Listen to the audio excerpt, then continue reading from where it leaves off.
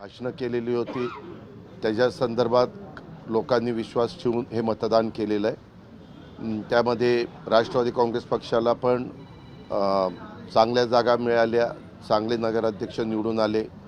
तसंच भाजपचं पण झालेलं आहे आणि शिंदे साहेबांच्या शिवसेनेचं पण झालेलं आहे.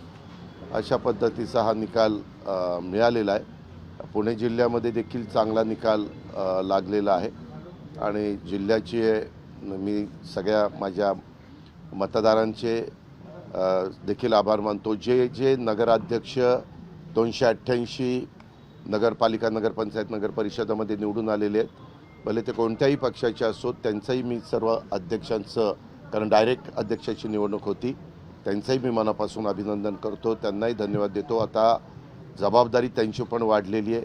त्या जबाबदारीचं भान ठेवून ते सगळेजण काम करतील. आम्ही देखील आमची जबाबदारी जी काही आहे सरकार म्हणून ती पार पाडू. केंद्र सरकारची पण मदत त्या बाबतीमध्ये घेऊ आणि त्या जिल्ह्याचे पालकमंत्री देखील आमचे महायुतीचे तिथं सहकार्य करतील याबद्दलची ग्वाही मी ह्या सगळ्या नवनिर्वाचित नगरसेवकांना, नगराध्यक्षांना देऊ इच्छितो.